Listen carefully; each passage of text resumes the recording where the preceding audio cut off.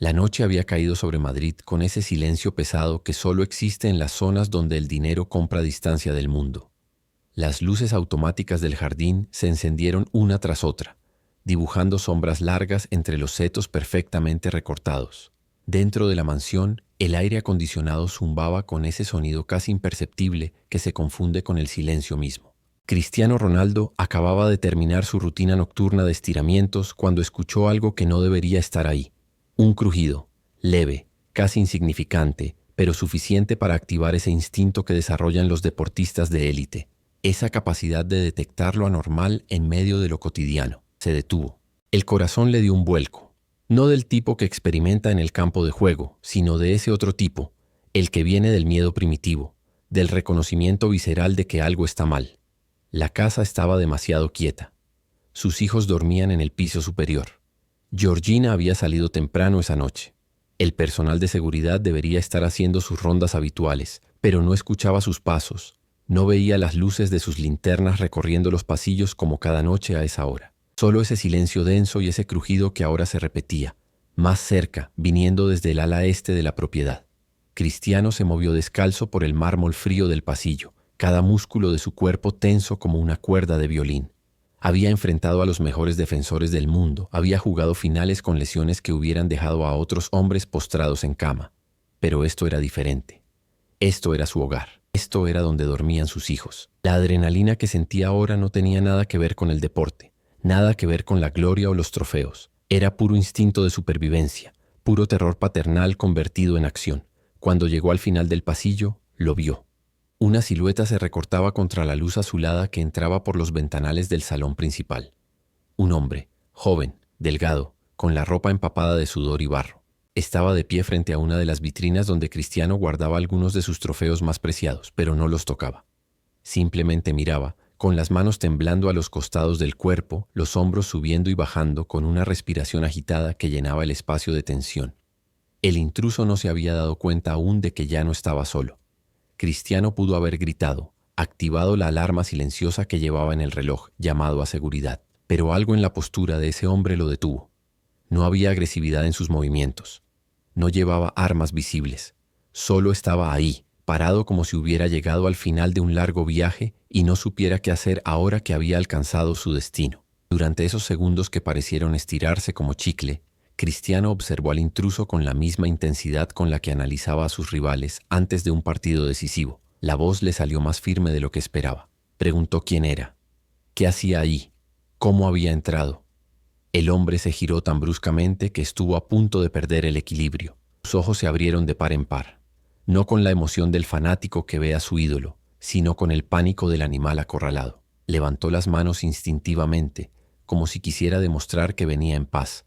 Pero las palabras se le atascaron en la garganta. Intentó hablar, pero solo salieron sonidos entrecortados, sílabas rotas por el miedo y la vergüenza. Cristiano dio un paso adelante y la luz finalmente iluminó por completo el rostro del intruso.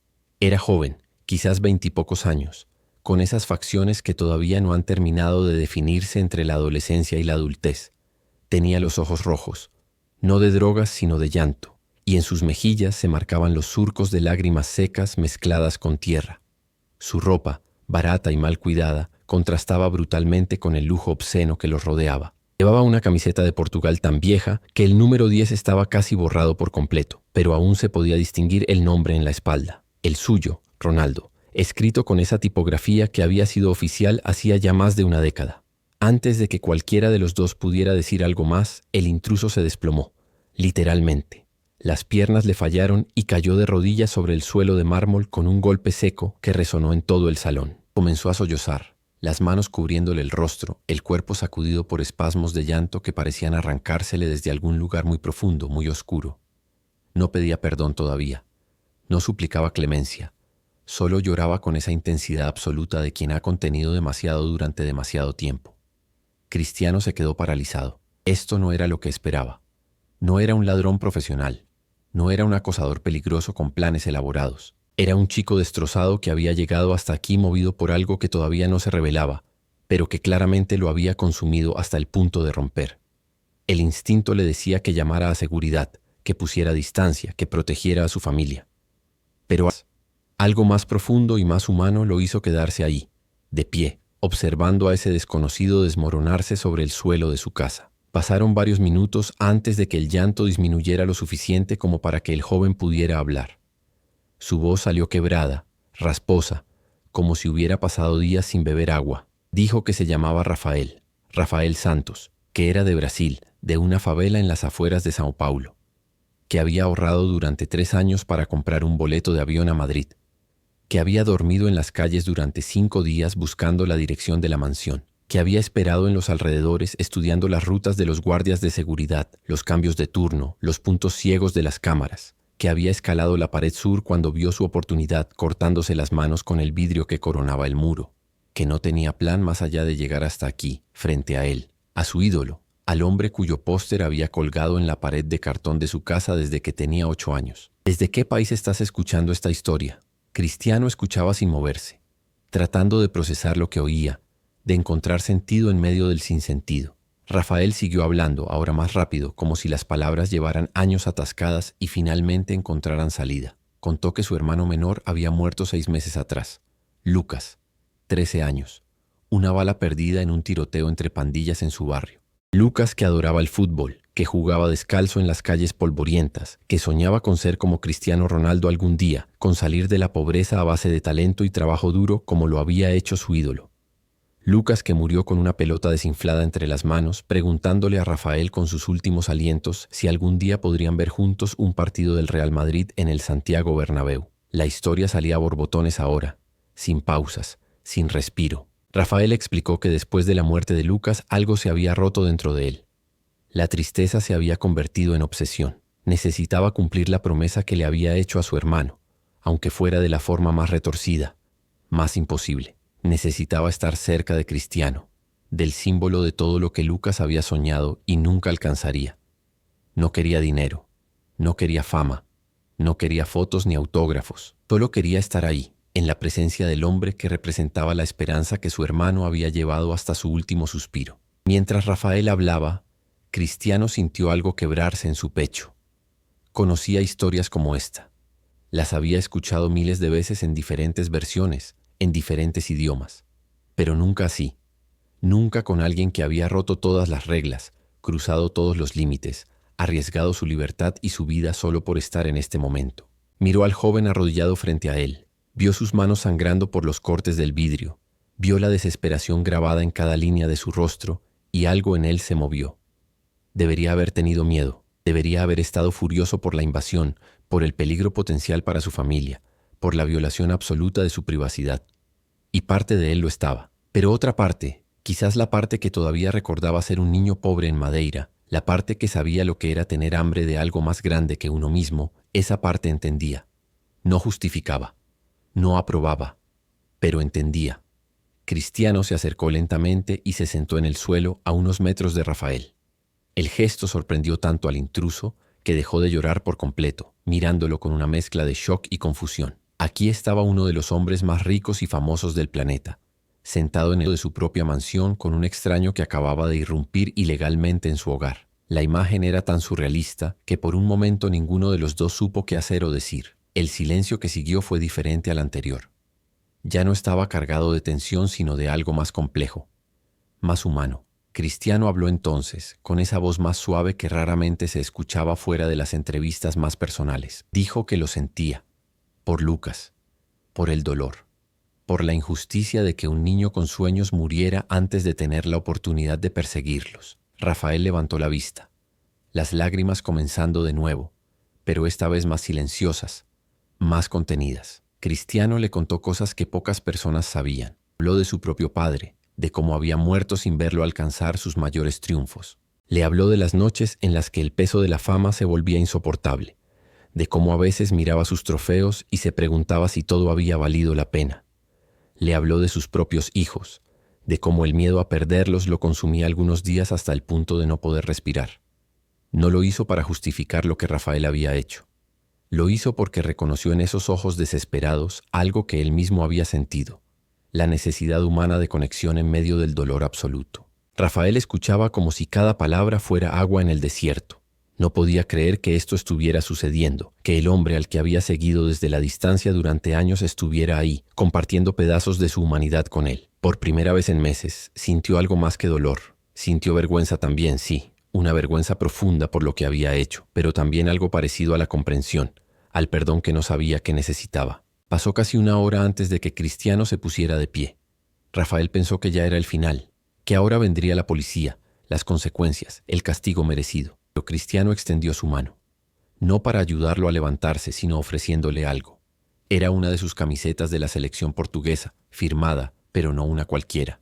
Era la que había usado en un partido crucial, todavía con manchas de pasto y sudor. Le dijo a Rafael que se la llevara, que se la diera a la madre de Lucas, que le dijera que Cristiano Ronaldo lamentaba profundamente la pérdida de un joven soñador y que Lucas estaría siempre en sus pensamientos. Rafael tomó la camiseta con manos temblorosas, sin poder articular palabra.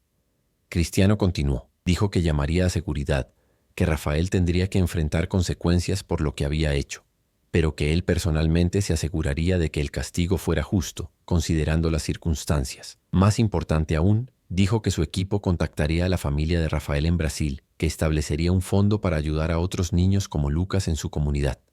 Niños con talento y sueños, pero sin oportunidades. No era caridad condescendiente, no era el gesto vacío de un millonario tratando de limpiar su conciencia. Era el reconocimiento de que el sistema estaba roto, de que había demasiados Lucas en el mundo muriendo con sueños sin cumplir, y de que quienes habían logrado escapar tenían la responsabilidad de tender una mano hacia abajo, hacia aquellos que todavía luchaban en la oscuridad. Si esta historia te está dejando sin palabras, déjalo saber en los comentarios. Cuando finalmente llegó la seguridad, alertada por el propio Cristiano, encontraron una escena que ninguno esperaba. Rafael estaba sentado en el sofá del salón, todavía llorando, pero ahora con la camiseta apretada contra su pecho. Cristiano estaba al teléfono, hablando en portugués con alguien en Brasil, organizando detalles que cambiarían vidas. Los guardias se miraron entre sí, confundidos, esperando órdenes sobre cómo proceder con esta situación que claramente había tomado un rumbo que ningún protocolo de seguridad contemplaba. Cristiano les explicó la situación con una calma que sorprendió incluso a sus empleados más cercanos.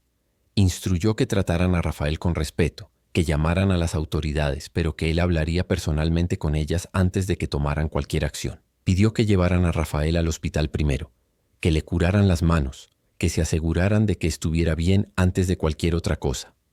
Los guardias obedecieron, aunque claramente no entendían del todo qué estaba pasando. Antes de que Rafael fuera escoltado fuera de la mansión, Cristiano lo detuvo una vez más. Le dio su número personal, algo que prácticamente nadie en el mundo tenía. Le dijo que lo llamara cuando estuviera listo, que hablarían sobre cómo canalizar su dolor en algo constructivo, algo que honrara la memoria de Lucas de verdad. Rafael asintió, incapaz de hablar, las lágrimas volviendo a fluir, pero ahora de un tipo diferente. Lágrimas que contenían algo más que solo dolor. La noche terminó con Rafael en una comisaría de Madrid, no en una celda, pero bajo custodia oficial mientras se procesaba su caso. Cristiano cumplió su palabra. Sus abogados trabajaron con las autoridades para presentar el contexto completo de la situación. No buscaban excusar la invasión ilegal, pero sí asegurar que el castigo considerara las circunstancias excepcionales. Rafael eventualmente fue deportado a Brasil con una orden judicial pero sin cargos criminales graves, gracias en gran parte a la intervención directa de Cristiano. Pero la historia no terminó ahí. Nunca termina donde creemos que debería terminar. En las semanas siguientes, algo extraordinario comenzó a suceder. El equipo de Cristiano, siguiendo sus instrucciones, estableció contacto con la comunidad de Rafael en Sao Paulo. Se creó un programa deportivo en memoria de Lucas Santos, financiado directamente por Cristiano, que ofrecía entrenamiento gratuito de fútbol, apoyo educativo y mentoría para jóvenes de la favela. No era solo un campo de juego nuevo y uniformes brillantes. Era entrenadores profesionales, psicólogos deportivos, tutores académicos, todo el ecosistema que se necesitaba para realmente dar a esos niños una oportunidad de escapar del ciclo de violencia y pobreza. Rafael, en lugar de hundirse en más desesperación tras su deportación, encontró un propósito. Se convirtió en el coordinador local del programa, trabajando con los niños de su comunidad, contándoles la historia de su hermano, enseñándoles que los sueños importan, pero que el camino para alcanzarlos nunca debería incluir romper la ley o ponerse en peligro. Su relación con Cristiano evolucionó de esa noche caótica a algo parecido a la mentoría. Mensajes ocasionales, llamadas cuando Rafael necesitaba consejos sobre el programa o simplemente alguien que entendiera el peso de llevar las esperanzas de tantos niños sobre los hombros. Los medios nunca supieron la historia completa. Hubo rumores, por supuesto, susurros sobre un intruso en la mansión de Ronaldo, pero la verdad real fue protegida celosamente por todos los involucrados. Cristiano no quería publicidad por su respuesta, no quería que se convirtiera en otro titular sobre su generosidad. Lo hizo porque en ese momento, frente a ese joven destrozado, vio algo que lo conectaba con su propia humanidad, con sus propios demonios y miedos. Hay algo profundamente revelador en cómo respondemos cuando el mundo nos confronta con su dolor más crudo. Cristiano Ronaldo podría haber reaccionado con furia justificada, con miedo, con el impulso de protegerse y castigar, y nadie lo hubiera culpado. La seguridad de su familia había sido comprometida. Su santuario privado había sido violado. Tenía todo el derecho legal y moral de exigir el castigo más severo posible para Rafael, pero eligió algo diferente. Eligió ver al humano detrás de la transgresión, el dolor detrás de la desesperación. No porque fuera ingenuo sobre los peligros, porque no entendiera la gravedad de lo sucedido, sino precisamente porque entendía demasiado bien qué impulsa a las personas a los extremos. Había vivido su propia versión de desesperación cuando era joven, esa hambre voraz por algo más grande que las circunstancias que te tocaron al nacer. La decisión de Cristiano esa noche no fue impulsiva, fue calculada en el mejor sentido de la palabra, el cálculo moral de alguien que entiende que el castigo sin comprensión no cura nada, no cambia nada, solo perpetúa el ciclo. Al mismo tiempo no fue ingenua. Rafael enfrentó consecuencias legales, fue deportado. Tiene una marca en su registro que afectará su capacidad de viajar en el futuro. Pero esas consecuencias vinieron acompañadas de oportunidad, de la posibilidad de transformar el trauma en propósito. Los críticos podrían argumentar que Cristiano estableció un precedente peligroso, que su respuesta podría inspirar a otros fanáticos a intentar hazañas similares buscando una conexión o ayuda. Es una preocupación válida, pero la realidad es más matizada. Lo que Cristiano demostró no fue que está bien invadir propiedades privadas si tienes una historia triste suficiente. Lo que demostró es que incluso en las situaciones más extremas es posible mantener tanto la justicia como la compasión, tanto las consecuencias como la oportunidad de redención. 2 años después de aquella noche, el programa en memoria de Lucas Santos había crecido exponencialmente. 3 jóvenes de la favela habían recibido becas completas para academias de fútbol profesionales en Europa. Docenas más habían mejorado sus calificaciones escolares lo suficiente como para acceder a universidades brasileñas. La tasa de violencia juvenil en ese sector específico de la favela había bajado notablemente, no porque el fútbol fuera una solución mágica a problemas sistémicos, sino porque cuando les das a los jóvenes algo por qué vivir, algo más grande que la supervivencia diaria, las estadísticas comienzan a cambiar. Rafael, por su parte, se había convertido en una figura respetada en su comunidad. Ya no era solo el hermano mayor de Lucas que había enloquecido de dolor.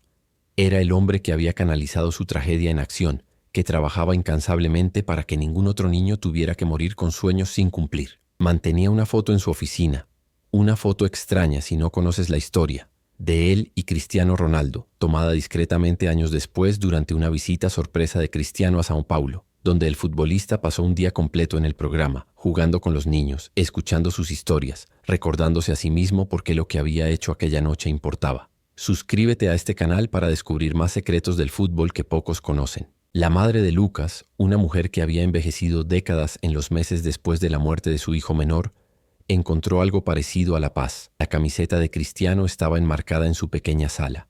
Un recordatorio no solo de lo que su hijo había amado, sino de que su sueño, de alguna forma retorcida e inesperada, había tocado al mismísimo hombre que inspiró esos sueños. En las noches difíciles, cuando el dolor amenazaba con consumirla de nuevo, miraba esa camiseta y pensaba en todos los niños que ahora tenían oportunidades gracias a la memoria de Lucas, gracias a la locura momentánea de Rafael, gracias a la decisión inesperada de un hombre que pudo haber elegido la ira, pero eligió algo más complicado, más humano.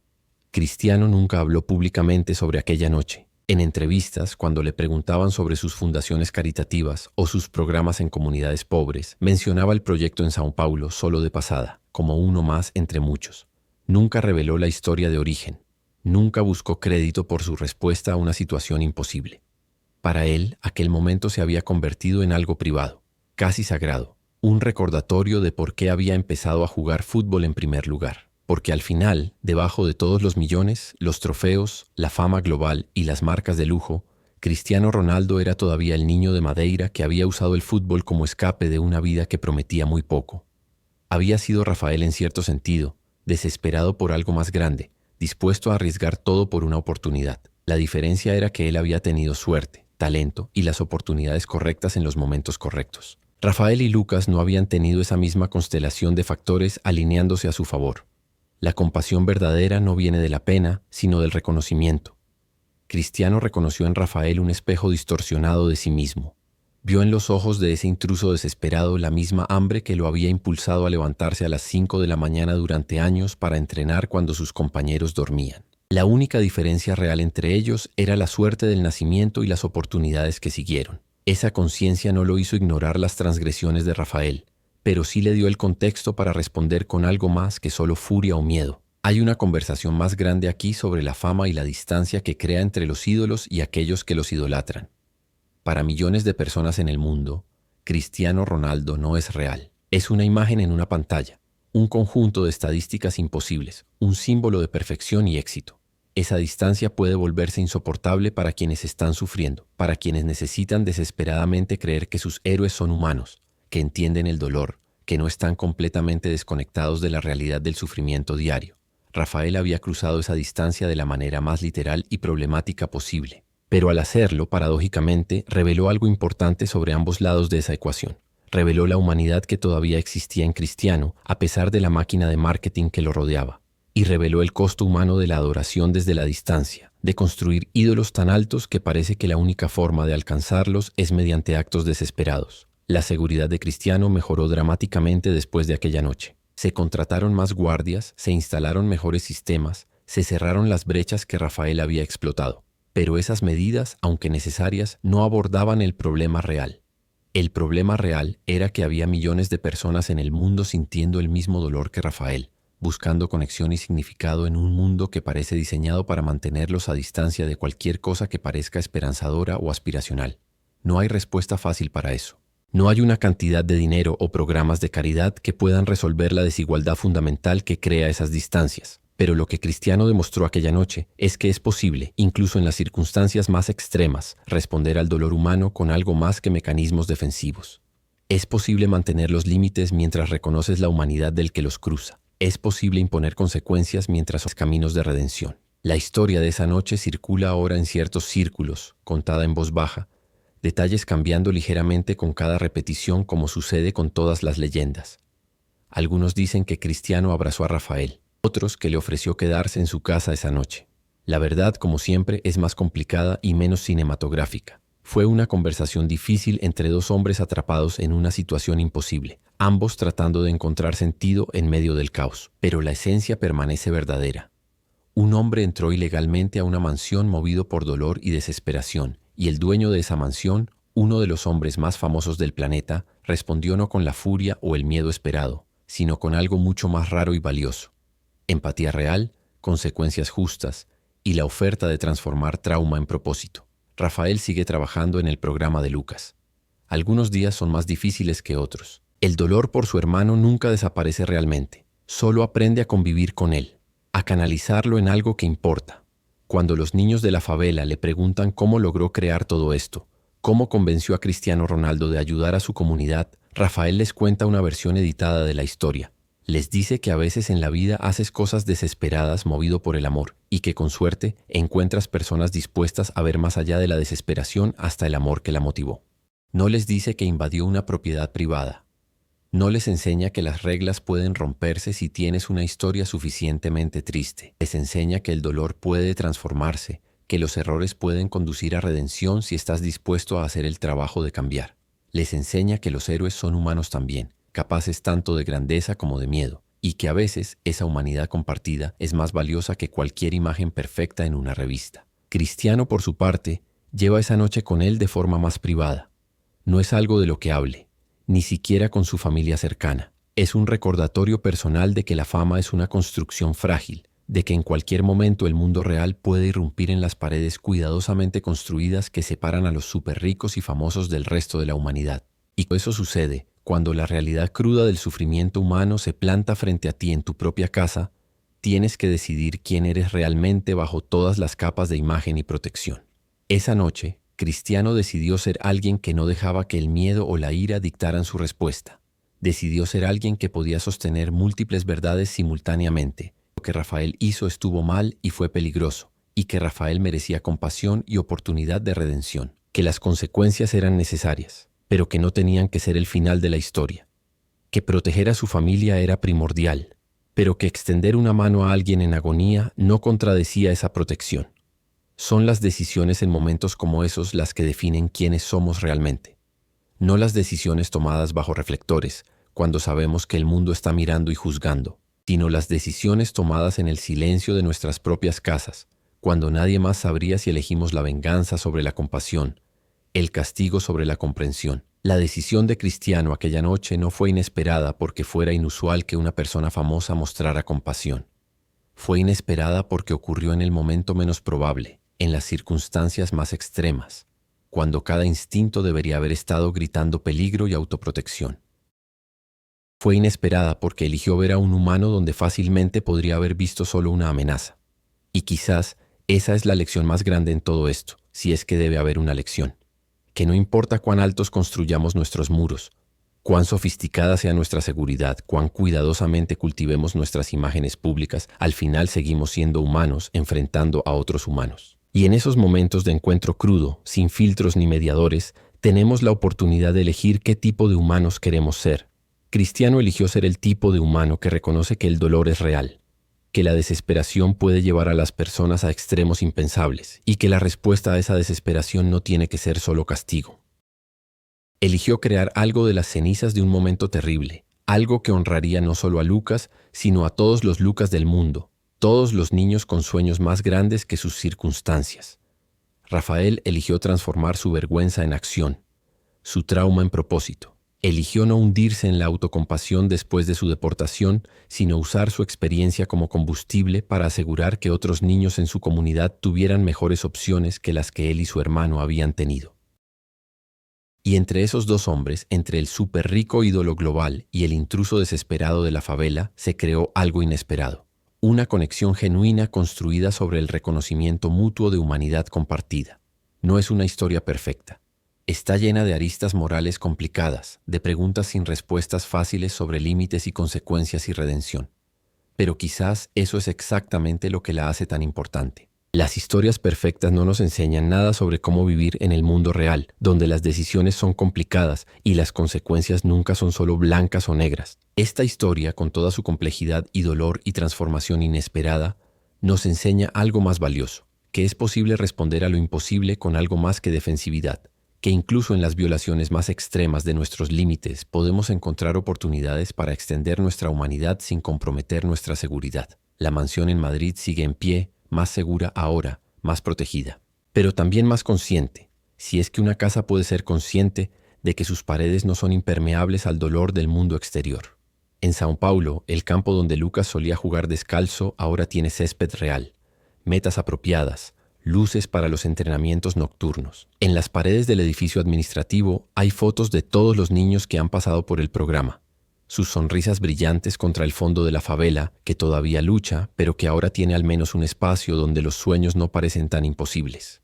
Y en algún lugar entre esos dos lugares, en la distancia que Rafael cruzó con desesperación y que ahora se mantiene con respeto y gratitud, existe el eco de esa noche. El eco de una decisión tomada en el silencio y el miedo, una decisión que podría haber ido en 100 direcciones diferentes, pero que fue en la única que importaba realmente, la dirección de la humanidad compartida, del reconocimiento de que bajo todas nuestras diferencias de circunstancia y oportunidad, todos somos vulnerables al mismo dolor.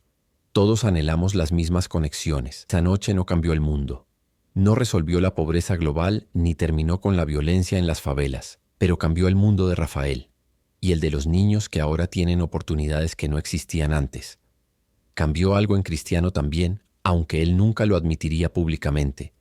Un recordatorio de que su plataforma y sus recursos pueden hacer más que simplemente acumular más victorias y más ceros en su cuenta bancaria. Y tal vez eso es suficiente. No podemos salvar al mundo entero con una sola decisión, por perfecta que sea. Pero podemos salvar a las personas que están frente a nosotros en los momentos cuando más importa. Podemos elegir ver su humanidad incluso cuando sus acciones nos han herido o asustado. Podemos sostener responsabilidad y compasión en la misma mano, sin dejar que una cancele a la otra. La historia terminó, o quizás nunca termina realmente. Rafael sigue enviando actualizaciones ocasionales a Cristiano sobre el progreso del programa. Cristiano sigue respondiendo. No siempre inmediatamente porque su vida es un caos de obligaciones y viajes, pero eventualmente con palabras de ánimo y recursos adicionales cuando son necesarios. La madre de Lucas sigue mirando esa camiseta enmarcada y encontrando consuelo en saber que su hijo no fue olvidado, que su sueño truncado se convirtió en sueños realizados para otros. Y en algún lugar, en la próxima generación de niños jugando en ese campo en Sao Paulo, hay un futuro Cristiano Ronaldo esperando su oportunidad. Hay un niño con talento extraordinario que gracias a la locura de Rafael y la decisión inesperada de Cristiano, tendrá el entrenamiento y el apoyo necesario para alcanzar su potencial. Ese niño no sabrá toda la historia detrás de su oportunidad, no necesita saberla. Solo necesita saber que alguien creyó que valía la pena invertir en los sueños de los niños pobres, que el talento y el esfuerzo pueden superar las circunstancias con el apoyo correcto. Y cuando ese niño crezca y triunfe, si es que lo hace, llevará con él no solo sus propios sueños, sino el legado de Lucas, de Rafael, de una noche caótica en Madrid donde todo pudo haber salido terriblemente mal, pero en cambio se convirtió en el origen de algo inesperadamente hermoso. Llevará la prueba viviente de que la compasión no es debilidad, que las segundas oportunidades no son ingenuidad, que podemos construir algo significativo incluso de los momentos más oscuros si estamos dispuestos a elegir la humanidad sobre el miedo. Esa es la decisión inesperada que Cristiano Ronaldo tomó aquella noche. No solo perdonar o ayudar, sino reconocer que en el fondo, separados solo por suerte y circunstancia, él y ese intruso desesperado no eran tan diferentes. Ambos habían conocido el hambre, literal y metafórica. Ambos habían amado el fútbol como salvación. Ambos entendían qué significaba cargar sueños demasiado grandes para las manos que los sostenían. Y en ese reconocimiento, en esa fracción de segundo, cuando Cristiano eligió sentarse en el suelo con un extraño en lugar de mantener la distancia de su estatus y su furia justificada, se abrió una puerta que nadie sabía que existía. Una puerta entre dos mundos que normalmente nunca se tocan. Una puerta que permitió que algo real y transformador pasara en ambas direcciones. Esa puerta sigue abierta en cierto modo. Cada vez que un niño en Sao Paulo patea una pelota en ese campo, cada vez que Rafael les cuenta sus historias cuidadosamente editadas sobre perseverancia y transformación, cada vez que Cristiano mira sus trofeos y recuerda que detrás de cada uno hay millones de niños soñando con imposibles, esa puerta permite que algo pase, algún recordatorio de que somos más que nuestras circunstancias, más que nuestros errores, más que las paredes que construimos para protegernos del mundo. Somos, al final, solo humanos tratando de encontrar significado en medio del caos, buscando conexión en un mundo que parece diseñado para mantenernos separados, eligiendo en los momentos que realmente importan si respondemos al dolor con más dolor o si hacemos algo inesperado, algo más difícil, algo más valiente. Respondemos con comprensión, con límites claros, pero también con posibilidades de redención, con la esperanza obstinada de que incluso de las cenizas de nuestros peores momentos puede crecer algo que vale la pena celebrar.